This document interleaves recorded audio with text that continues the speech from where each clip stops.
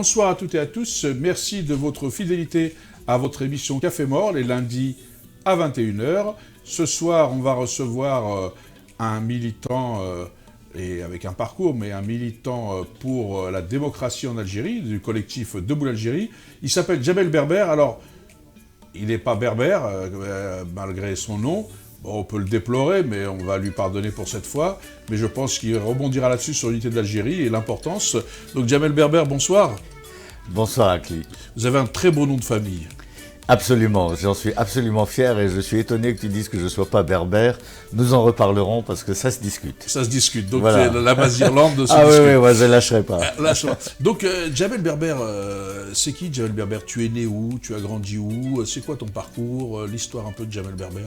Ah ouais, Djamel Berber est né au Maroc. Il ne faut pas que je parle de moi à la troisième personne. Je suis né au Maroc, à Kenitra, dans ce qui était à l'époque une toute petite ville pas loin de Rabat. Et voilà, on a notre maison là-bas qui est toujours dans la famille. Et je suis rentré en Algérie en 62, comme beaucoup de gens, parce que ma famille était une famille, on va dire, réfugiée au Maroc, en quelque sorte, même si on y est resté très longtemps. Et je suis rentré en Algérie en 62, j'ai fait mes classes et mon adolescence. Mais tu es originaire d'où? Tes parents sont originaires d'où en Algérie? Ma mère est de la région de Tlemcen. Voilà, donc on a très souvent voyagé là-bas quand j'étais jeune, on avait énormément de familles du côté de Tlemcen. Et mon grand-père était d'Alger. Et c'est mon grand-père qui a émigré au Maroc pour éviter la conscription qui était la règle au début du siècle dernier pour les aînés de toutes les familles. C'est pas très su, mais... Ton père était d'Alger aussi, c'est ça? Mon père est né au Maroc comme moi. C'est mon grand-père qui a émigré pour éviter la conscription. C'est pour que les gens nous expliquent pourquoi il ne nous parle pas de son père et du grand-père. Donc c'est parce que ton père était déjà né au Maroc, voilà. Et c'est le grand-père qui est originaire d'Alger qui avait émigré. Exactement, exactement. Voilà. Et donc on est rentré en Algérie en 62. J'ai vu toute la première partie de la vie de l'Algérie indépendante. Je ne l'avais jamais vue. Enfin, on y était allé quand j'étais petit, mais j'étais trop petit. Je n'avais jamais vu l'Algérie sous la domination coloniale française. Et donc j'y ai vécu jusqu'en 73 et c'était mes années les plus heureuses. J'étais entre Alger, entre Kouba, Alger-Plage, Mahdia, enfin tous ces endroits, Meliana je voulais dire, pas Mahdia, tous ces endroits merveilleux d'Algérie. C'est mon enfance et je suis resté très très profondément attaché à ce temps-là. Et puis j'ai quitté à 18 ans pour venir faire mes études, comme beaucoup de gens. T'es venu tout seul au départ faire les études à 18 ans? Oui, oui. Tes parents t'ont rejoint longtemps après ou comment ça se passe? Quelques années après, mon père a eu des ennuis de santé assez sévères et en fait tous les garçons étaient partis à l'étranger pour étudier, l'un en Yougoslavie, deux d'entre eux en France ici et puis comme toute la famille était partie, mon père était malade, il est venu en France, il nous a rejoints en 77. Et il est malheureusement décédé assez rapidement après parce qu'effectivement, sa situation n'était pas bonne du tout au point de vue cardiaque. Et voilà. Ah voilà. Et donc, fais attention Djamel, parce que tu parles du Maroc, tout ça, les gens pourraient t'assimiler au clan Noujda. Oui, alors ça c'est en même temps, je veux dire, je suis un... Tlemcen, voilà, Maroc, c'est clan Noujda. Oui, je porte une croix quelque part. Et d'ailleurs, au début des manifestations en faveur de l'Algérie nouvelle qui ont eu lieu à la République, j'étais très très outré qu'on utilise marocain comme insulte à l'égard de Bouteflika, qui n'est pas du tout marocain. Une insulte, c'est pas du tout une insulte. Voilà, c'est pas du tout une insulte d'être marocain. Même s'il c'est le même peuple, non? Absolument, moi je suis très... Il faut arrêter de diviser les gens ou de trouver des subterfuges. Tu as le droit d'être au Maroc comme toi pour... Non, on peut dire des choses au sujet des Marocains, par exemple... À Alger, on a des meilleurs gâteaux qu'au Maroc. Bon, on peut dire des choses comme ça, chacun a son... Mais le Maroc ne dira pas la même chose, fais attention. Il y aura un débat. Il y aura un débat. Mais je veux dire, traiter les gens de Marocains d'une manière dérogatoire, ça se fait pas. Ça se fait pas. Résiste, là, tu résistes. Et tu vois, l'intérêt avec les Berbères, les Amazirs, c'est que nous, on ne se traite pas entre nous, quel que soit le pays où on est. Ah ben non. Les Amazirs, l'avantage, c'est que c'est partout, assez commun, la même langue, la même... Bon, il y a Il y a des petites différences entre bien le sûr, mais Rif, je veux dire, le voilà. Chassoucia, le Kabyle, Voilà. le Mozambique dans Exactement. le sud, les Chaouis, on a quand même quelques... Mais en réalité, le Maghreb est entièrement, parce qu'on en rigole, déjà berbère, Bien et sûr. l'Algérie aussi, c'est son Bien histoire, sûr, c'est ses bien racines, sûr, non? Bien sûr, bien sûr. Mais tu n'entendras jamais un gars de Bjaïa dire que les gâteaux de Bjaïa sont meilleurs que ceux du Rif marocain, tu vois. Nador. Il y a une continuité, De Nador. Voilà, alors que... De Nador, Oh, on pardon. peut s'embrouiller sur le couscous, sur un certain voilà, nombre de choses, il y a d'autres sur sujets. le Burkfoul, sur le fait les vapeurs et des sujets. Mais c'est vrai que si tu veux, c'est vrai qu'on chamaille aussi. Est-ce que tu penses pas que c'est comme un peu dans les familles entre frères et sœurs, il y a un petit peu de chamaillerie, non? Non, il n'y a pas de raison vraiment de chamaillerie entre le Maroc et l'Algérie. Je ne veux pas rentrer encore dans les considérations politiques, mais la nouvelle Algérie, et j'espère un jour le nouveau Maroc, régleront ça dans une fraternité amazigh à l'échelle du Maghreb. Vraiment, c'est ce qu'il faut. Alors, donc, toi, Jamel, avant de venir au collectif Debout l'Algérie, ce que tu fais, parce que tu es membre de ce collectif à l'origine, ce collectif qui est né d'ailleurs dans les premiers, parce qu'au départ, ils étaient quelques-uns à Place de la République, pour avoir suivi en coulisses la vie du collectif. Exactement. Et donc, mais avant d'y venir, toi, tu as fait des études, tu as un parcours, tu as inventé des choses, tu as un parcours fabuleux, les gens ne te connaissent pas, donc je voudrais que tu nous en parles un peu de ce parcours. Parce que tu dis, j'ai fait des études en France, mes frères ont fait des études, tu as un frère qui est un mathématicien, qui a fait des choses aussi importantes, qui écrit, vous êtes une famille de cultifs, enfin, intellectuellement productive. Tout à fait. Et on est très fiers d'être plutôt dans une famille d'intellectuels, mais ça c'est dû au fait que de génération en génération, nos parents voulaient tous nous pousser de plus en plus. Et c'est vrai qu'on a été poussé dans notre famille à être ingénieur, à être scientifique, à être... Alors, ils auraient accepté qu'on soit médecin ou avocat, tu vois. Mais en gros, il y avait une poussée très très forte du père, de la mère, pour nous pousser à étudier, qu'on n'a pas toujours bien respecté, mais enfin dans l'ensemble, ça a fonctionné. Et oui, moi je suis arrivé en France et je suis venu en taupe. Ce qu'on appelle la taupe, c'est-à-dire les classes préparatoires aux grandes écoles d'ingénieurs. Et j'ai eu beaucoup de mal au début parce qu'effectivement, il faut reconnaître que le niveau qu'on avait à l'époque, c'était en 72, 73, le niveau qu'on avait en Algérie n'était pas le niveau des meilleurs lycées en France. Mais j'ai eu la chance de rentrer dans un excellent lycée, du top.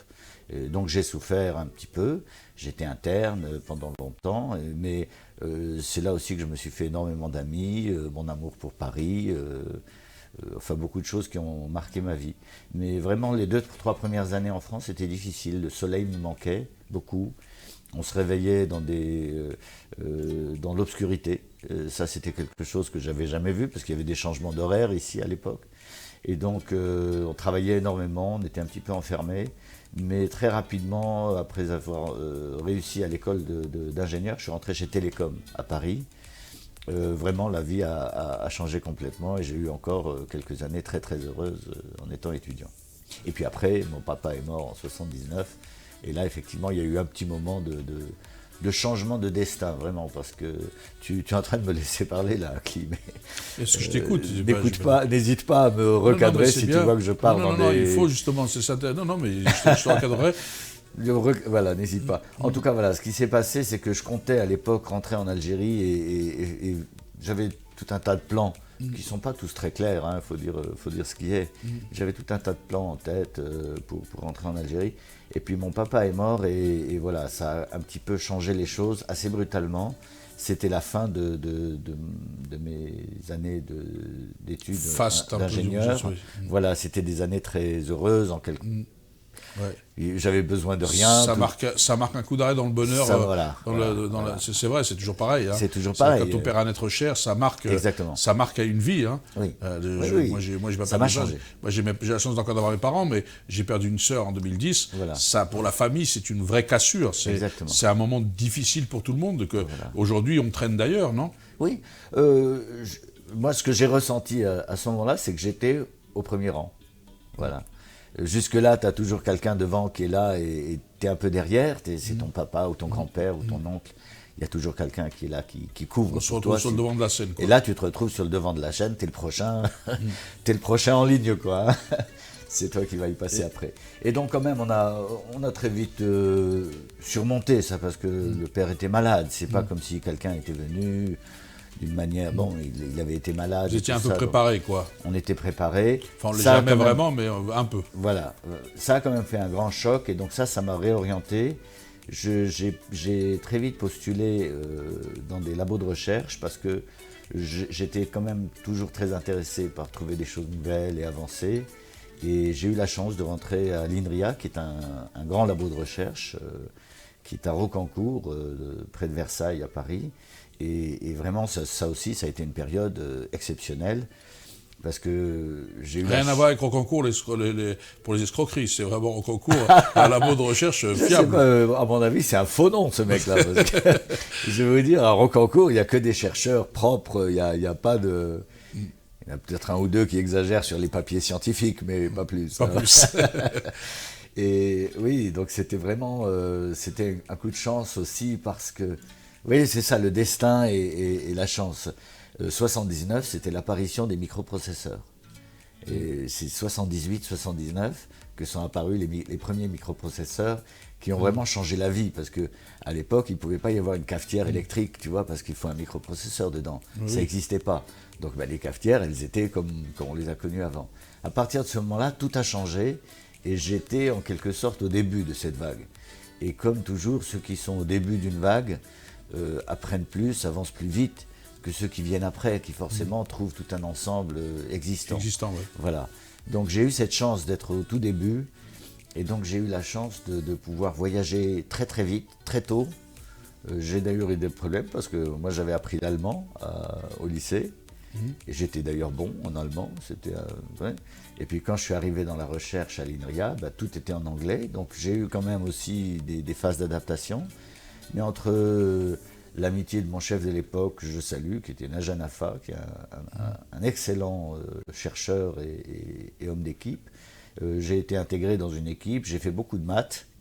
Au début, j'ai fait des modélisations, puis j'ai établi un petit peu mon nom, et puis on m'a donné de plus en plus de responsabilités, de plus en plus de domaines de recherche. J'ai géré des gros budgets à l'époque, j'ai financé des développements, le développement de la souris, que tout le monde utilise aujourd'hui.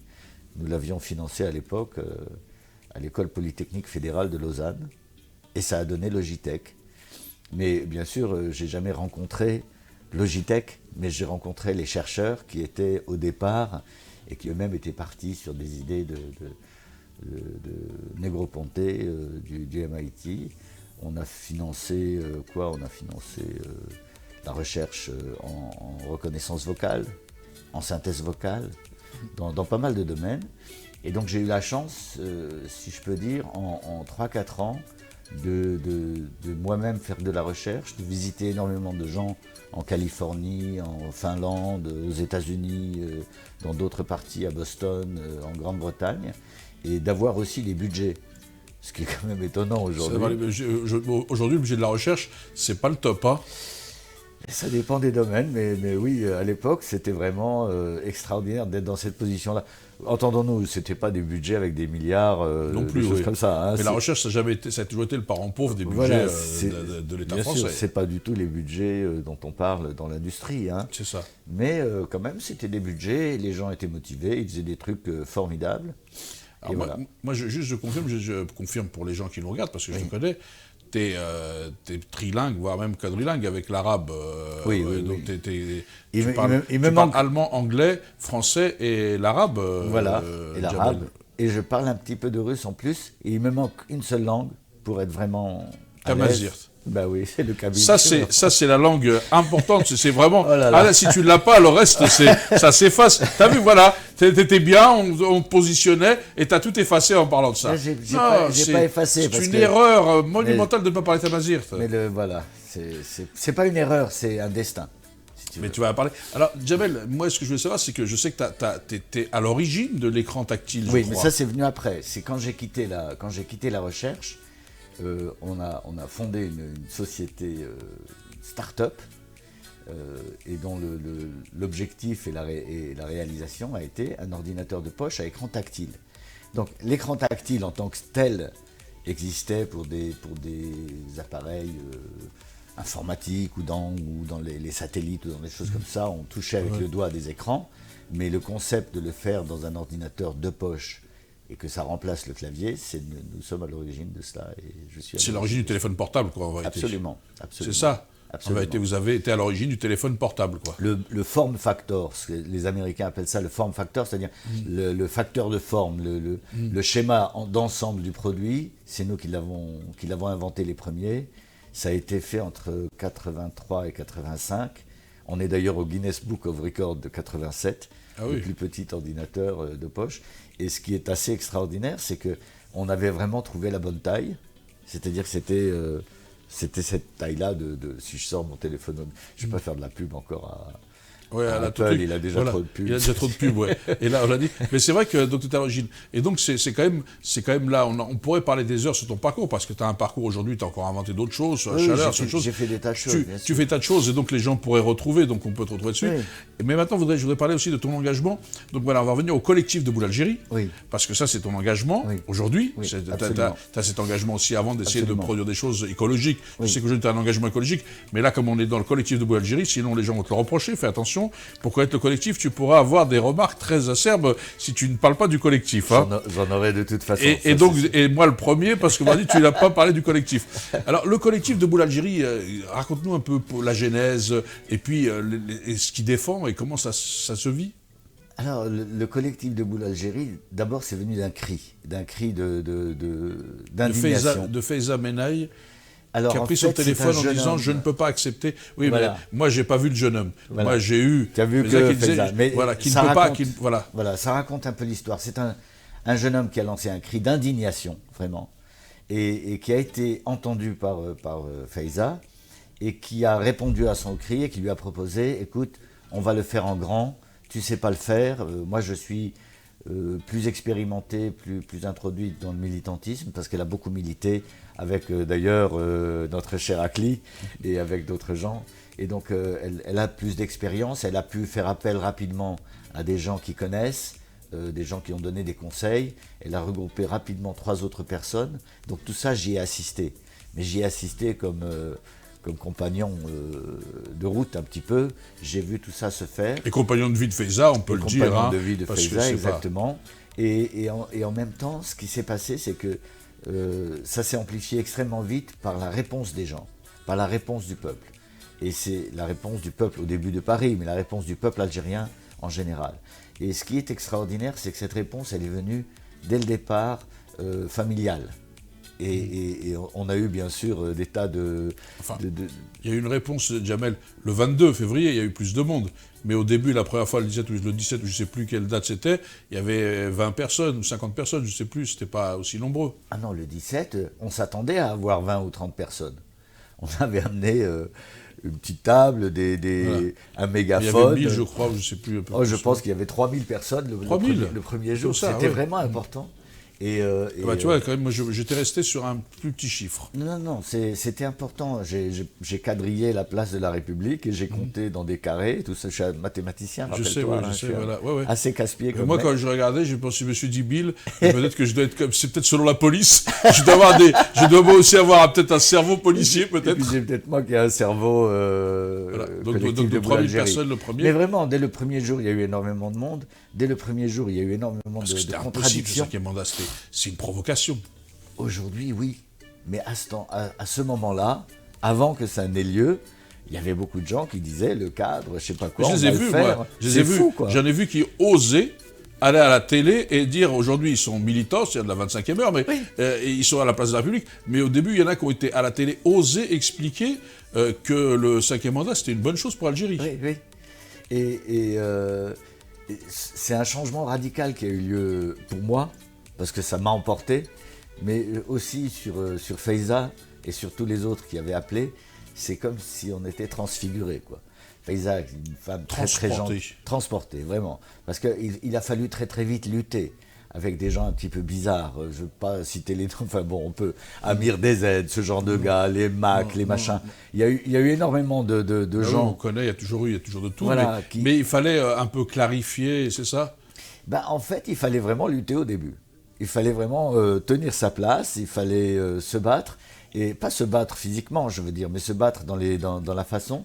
Et c'est les gens, en venant en famille, en venant avec les enfants, en venant avec les femmes, qui ont opté... Qui ont donné un côté populaire, convivial, Voilà, un peu comme chez le MIA, quoi. C'était l'esprit quoi, de la révolution du sourire. Quoi, voilà. La révolution du sourire est venue presque naturellement et a disqualifié presque naturellement ce qui était, je vais être un peu méchant, mais des grandes gueules qui mélangent la religion avec la politique, avec les femmes, avec les enfants, enfin des tout, types... quoi, voilà. Quoi, et ce côté-là, ça a beaucoup joué dans le collectif de Boule Algérie. C'est le fait qu'il y ait une femme qui était très tôt leader, le fait qu'il y ait il y a eu plusieurs femmes, puisqu'on a fait la journée du 8 mars avec les femmes, c'était magnifique aussi. Voilà. Donc moi, ça me gêne un peu qu'on n'ait pas assez de garçons, d'hommes. Donc je lance un appel à tous ceux qui souhaitent être emportés par la Révolution. C'est une expérience extraordinaire. Véritablement, ça m'a transformé. Ça a transformé les gens autour de moi. Ça me donne une hauteur de vue de participer à un collectif comme Debout l'Algérie, parce qu'on se pose des questions qu'on ne se pose pas tous les jours. Tu vois ce que je veux dire? Oh, la machine à laver est en panne. Oh bah mince, il faut que j'achète une machine à laver, tu vois ce que je veux dire? Bon, c'est ça la vie de tous les jours. Là, quand tu es dans le collectif dans des perspectives, tu es dans des perspectives qu'est-ce qu'on voudrait pour demain? Et la liberté de la presse, la liberté de la presse, exactement. Quelle forme démocratique, enfin, tout le monde s'interroge. Comment on peut aider ceux qui sont là-bas? Parce qu'en réalité, le collectif, c'est pour soutenir les revenus, c'est pas pour prendre leur place. En même temps, c'est pour défendre aussi les binationaux, parce que l'article 51 est devenu 63, parce qu'en même temps, il s'appelle l'article 63, mais c'était l'article 51, c'est purement et proprement scandaleux. On l'avait combattu. D'ailleurs, Faiza, toi, à l'époque, on l'avait combattu. Donc, tout ça, c'est aussi des vraies réflexions que vous nourrissez, non? Ah ben oui, c'est des vraies réflexions. Et j'essaye de raconter ça, parce que tu m'as demandé de parler de mon parcours et de l'effet que ça a sur moi. Et j'essaye de transférer ça aussi aux gens qui regardent. On n'a pas souvent l'occasion de participer à une révolution. Et c'est fabuleux. C'est fabuleux parce que ça nous élève l'esprit.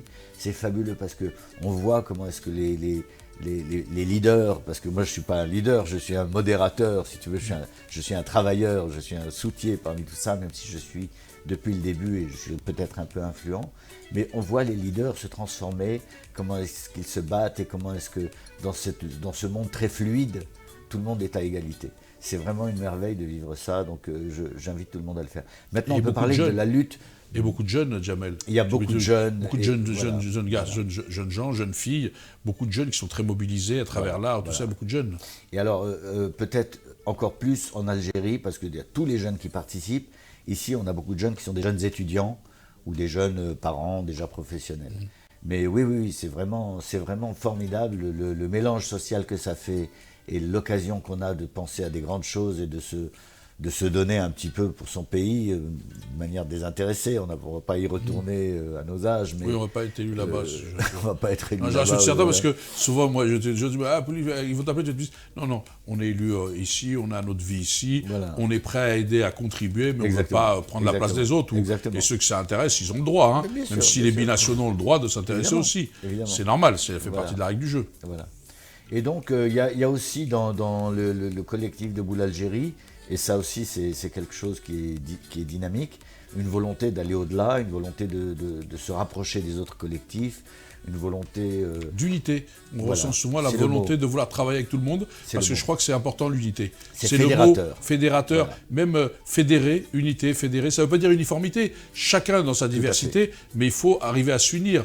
On le voit, il ne faut pas diviser les régions, il faut pas... L'Algérie a besoin d'unité aujourd'hui. Ah, tu voudrais qu'on parle de cette histoire de Berbère et de... Hein, voilà, ça, non, je veux rien, moi, tu c'est l'as toi pas qui avalé, hein, cette histoire que je m'appelle Berbère. non, je plaisante. Non, tu as un très beau nom de famille, hein, Berbère, ça je te remercie beaucoup. Oui, j'en suis absolument fier et heureux. Voilà. Et je Jamel Berbère, qui est arabe, entre guillemets, pour l'humour, et Rachid Arabe, qui est berbère. Donc c'est que demande de plus le peuple. Archi classique. Et non, je voulais pas revenir sur l'histoire des Berbères, mais je voulais juste dire à ce sujet-là, et ces séparations, c'est que l'horizon à Mazir, c'est l'horizon du Grand Maghreb. On a deux blessures pour nous les Algériens, la blessure de notre pays qui n'est pas démocratique et dont parfois on a un peu honte quand le président se présente une 5e fois quand même, alors qu'il est malade et tout, faut pas charrier. Il y a des moments, ça nous blesse même dans notre fierté, quoi, qu'on s'en retrouve là. Mais il y a aussi une deuxième blessure qui est cette séparation entre l'Algérie et le Maroc, cette Libye qui est dans un état de guerre civile, Tunisie, la Mauritanie qui est en perdition, la Tunisie qui est encore nos voisins, le Nord Mali et le Nord Niger, ce sont des Berbères aussi, une partie du Sénégal. Enfin, ce territoire a une histoire en commun quand même. Absolument, c'est une histoire en commun, c'est une histoire qui a été interrompue par la colonisation. C'est la colonisation qui a découpé tous ces territoires en morceaux. Bien sûr. Je pense que l'horizon amazigh et l'horizon berbère, si je peux m'exprimer comme ça, c'est un horizon de Grand Maghreb. On a besoin de relier tous ces peuples à nouveau. Et l'amazirité, c'est vraiment la bonne direction pour ça. Je ferme cette parenthèse qui t'explique pourquoi je suis fier d'être berbère, et né au Maroc et en Algérie. C'est bien, ça ne va pas ça. Mais il ne faut pas oublier quand même aussi que l'Algérie, parce qu'on parle du Grand Maghreb, du Maghreb, ce truc, tout ça, il ne faut pas oublier aussi le rôle de l'Algérie quand même, historiquement, par rapport à sa révolution, sur son rôle par rapport à l'Afrique. Oui, bien sûr. On a été l'un des grands pays non alignés, l'un des grands fondateurs de l'unité africaine. De l'unité africaine, bien entendu. Avec l'Afrique du Sud, de Mandela après. Il y a eu des belles choses de fait en Algérie. Mais il ne faut pas oublier la Mecque des révolutionnaires, c'est-à-dire qu'il faut quand même pas, il faut pas balayer, il ne faut pas jeter le bébé avec l'eau du bain. Oui, bien sûr. Parce que certains voudraient le faire. Il faut garder cet attachement profond qu'on a à l'unité africaine aussi. Bien sûr. Alors, déjà, si on peut assurer l'unité de l'Algérie pour les temps qui viennent, on sera pas mal. Mais je suis d'accord avec toi. Quand on assure l'unité au-delà de son territoire, c'est qu'on assure déjà la sienne. Certainement. Quand on fait aux autres ce qu'on voudrait qu'on nous fasse pour nous, ça veut dire qu'on est déjà sur la bonne voie, non ? Oui. Et moi, je suis très confiant pour les résultats de ce qui est en train de se passer en Algérie. J'ai aussi peur, comme tout le monde, parce que personne ne fait une révolution sans avoir le nœud au ventre quand même un petit peu. On est quand même un peu d'inconnu quand même. Hein. Voilà. On voit bien, tant qu'il n'y aura pas un état de droit, entre guillemets, la justice, elle peut être arbitraire, les institutions aujourd'hui sont arbitraires, il y a la seule institution qui fonctionne et qui a un pilier, c'est l'armée. Donc de quel côté elle va aller ? L'armée, elle n'appartient pas à une personne, elle appartient au peuple algérien. Donc, est-ce qu'elle va accompagner le peuple algérien ? Tout ça, c'est encore des questionnements, c'est du foisonnement. Mais je voulais juste... On a un peu peur, mais honnêtement, on est très optimiste. Parce que c'est ce côté Selmiya qui est formidable. Et si on arrive à bien s'expliquer à nous-mêmes ce côté Selmiya, je pense qu'à terme, il y aura une concorde en Algérie. À terme, on redeviendra tous frères.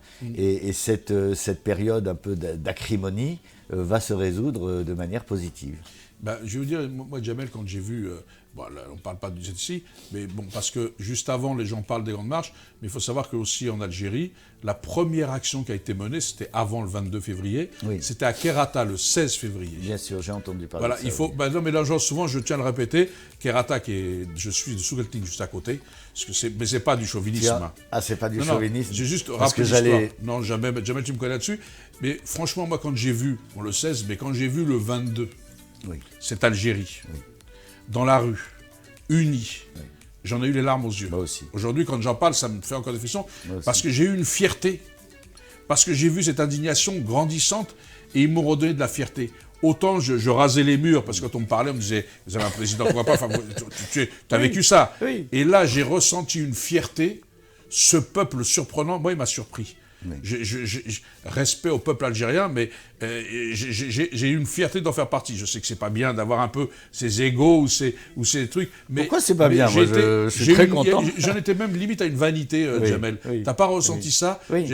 Ce peuple est un peuple surprenant. D'ailleurs, il nous surprenait quand on y allait en vacances, quand on allait pour le travail, quand on allait pour des choses. Il était toujours surprenant parce qu'il était toujours dans le bon sens. Même dans le bon sens, c'est-à-dire qu'il pouvait se passer des choses et d'un seul coup, ça s'éclairait parce que ce sont des gens chaleureux de nature déjà. Mais là, il a surpris le monde entier d'ailleurs. Oui, absolument. Et en même temps, je veux dire, ce qui est merveilleux, c'est ce côté que tout le monde soit sorti. Tu vois, c'était pas une révolte brutale ou une révolte violente. C'est une révolte très pacifique. C'est une révolte où il n'y a pas de grève, où il n'y a pas de... C'est extraordinaire. Et c'est très important aujourd'hui que ça réussisse parce que si même en étant pacifique et calme et doux et en famille et juste les vendredis, c'est-à-dire on n'empêche pas les usines de travailler ni le pays de fonctionner, si même comme ça on se fait taper dessus, alors c'est le retour vers on n'a aucune chance. Voilà, donc c'est une très belle chance qui arrive là. Et je tiens à dire aussi une chose, on a des outils qui nous ont permis ça, qui s'appellent Facebook. Et parce que ça a circulé très très vite. C'est tous les réseaux sociaux, parce qu'Insta, c'est dans pas tous les réseaux sociaux. Voilà. Le net a accéléré un peu l'information. Il y a aussi des fake news. Alors justement, c'est de ça que je veux parler. C'est que ce qui a été permis très très bien au début, il faut savoir que le premier appel à Paris a été fait le 14. Le 17, qui est la première manifestation à Paris, il y avait Tabou, il y avait Assoul, il y avait quand même des personnalités algériennes. Parce qu'eux, ils sont là depuis plus d'un an dans les manifs. Hein. Eux, ils étaient depuis plus d'un an dans les manifs, bien sûr. Mais nous aussi, on a vu on était au courant. Enfin, je veux dire, Faiza, elle suivait tout ça. On était au courant de Selmiya, des différentes stratégies. On peut saluer les gens du CP, bien sûr. Enfin, le groupe qu'ils ont créé aussi. Tout le monde il y avait une classe un petit peu politique qui était au courant. Mais il faut voir que grâce à Facebook, l'appel a été fait le 14, les personnalités algériennes étaient là, la première chose a pris, le 22, ça a explosé tellement vite, c'est impossible de coordonner 5 millions de personnes si tu n'as pas Facebook ou des choses de ce genre-là, c'est impossible. 20 millions. En Algérie, dans la rue, on a dépassé les 20 millions. D'accord, mais je parle juste de la première. La première, c'était déjà monstrueux, et c'était 5 millions. Non, mais je dis, parce que ça a été jusqu'au niveau. Ça a augmenté, bien sûr. Et donc, aujourd'hui, Facebook est un danger. C'est un très grand danger, et nous nous battons au sein du collectif Debout l'Algérie, nous incitons les autres collectifs à se battre contre ça. C'est un très grand danger parce qu'il permet de démolir nos leaders. Nos leaders aujourd'hui sont attaqués sur Facebook avec des fake news et avec des gens qui vont salir. Il y a des gens qui commencent à appeler ça les mouches sur le réseau. C'est un joli nom. Les Algériens ont encore inventé un joli nom parce qu'autrement, d'habitude, on appelait ça le dark web, c'est-à-dire un réseau sombre. Sombre, dark web, brun. Un réseau brun qui est on sous voit la les terre. forces brunes, on les connaît, oui. Voilà, et ces forces brunes, c'est ça qui a provoqué le Brexit, tu vois, Tout à fait. la catastrophe dans laquelle ils veulent casser l'Europe, on le voit bien de tout ça. Voilà, ils veulent casser l'Europe, et donc c'est très très dangereux pour nous. Et l'enjeu pour nous, c'est d'avoir des leaders démocrates qui acceptent l'égalité des droits de la femme, qui acceptent la transition par le vote, et que ces leaders puissent se présenter un jour à une élection présidentielle propre. Si on n'a pas de leader, comment est-ce qu'on fera? Donc Facebook nous démolit nos leaders systématiquement, qu'ils soient plutôt de gauche, qu'ils soient plutôt de droite, quelle que soit leur tendance. Nous, on est citoyens et on va les supporter tous pour qu'ils puissent se présenter aux élections par le peuple. Je te prie d'intervenir parce que là, tu me laisses parler trop longtemps. Non, parce que c'est fini, là, c'est pour ça que c'est fini. Donc, vous voyez, comme avec Jamel, on peut t'écouter longtemps. Mais en tous les cas, on a bien retenu le message. Il faut effectivement, comme l'a dit Jamel, faire attention aux informations qui sont diffusées sur le net. Les gens qui sont attaqués, en principe, c'est qu'ils peuvent déranger. Donc, essayer de voir les raisons pour lesquelles les gens les attaquent. Absolument. Et de ne pas, aujourd'hui, souvent quand on désigne un bouc émissaire ou quand certains instrumentalisent pour exister, faites attention à tout ça, soyez vigilants. En tous les cas, nous, aujourd'hui, on se retrouve lundi prochain, avec un nouvel invité. Jamel aura eu beaucoup de choses à dire. Et on va vous souhaiter un Sahaf Torkoum parce qu'il doit être 21h35 maintenant, puisqu'on a un peu dépassé. Et donc, on se retrouve lundi prochain avec un nouvel invité. Merci à Jamel d'être venu avec nous et nous à lundi prochain. Bonsoir. Merci beaucoup, Akli.